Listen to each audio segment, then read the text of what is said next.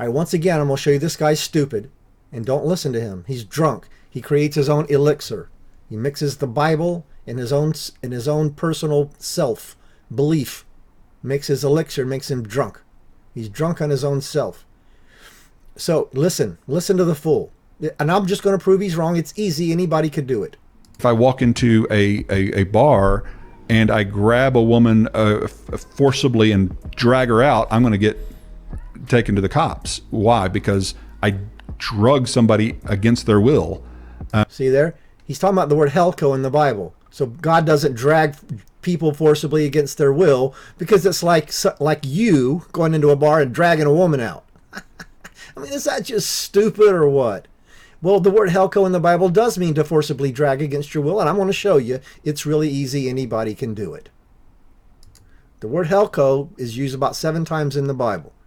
And here's one of them. You'll after you start reading a few of them, you'll see that it means drag by force against your will. It means that outside of the Bible, in Greek literature outside the Bible, it means the same thing. I could just show you examples there. Here's one. No man can come to me unless the Father draws him. And see, that's the one they don't like. See, that's the one he's talking about in the stupid video that he made. It doesn't mean drag like by force, because God would be arrested. Stupid. Here's the next one. Jesus taught, if I be lifted up from earth, I will draw all men, drag all men. See, there can't be by force, because that would make God be arrested. Next one. Simon Peter, having drew the sword. That's by force. No question, that's by force. You got to physically put your hand on the sword and pull it out by force. Helko, drew, drag. Same word. Here's the next one. When the masters saw that the hope of their grains were all gone, they caught Paul and Silas, and drew them into the marketplace and to the rulers. Forced them out against their will. Thought they were guilty of something. Forced them out against their will. Helko, drag. And drew them. Drag, helko.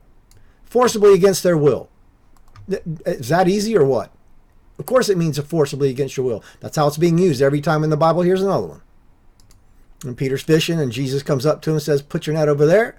And they drew the multitude of fishes. They were not able to pull it because of they were not able to pull it by force for the multitude of fishes, because there were so many fishes.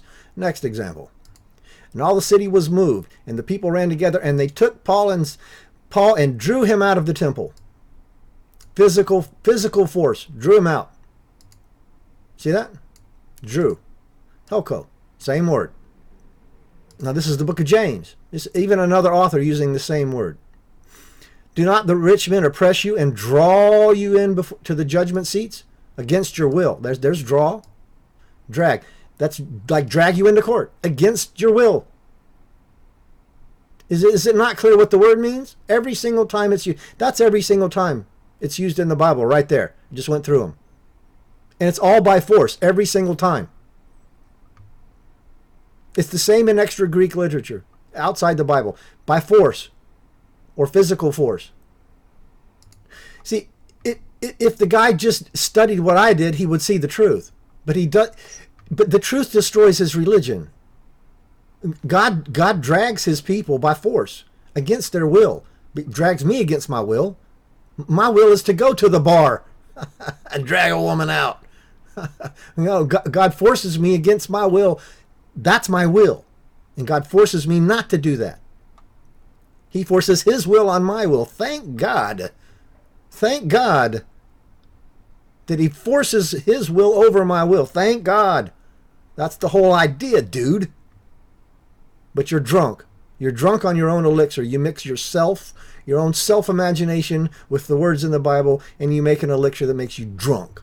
And that's what you are, is drunk.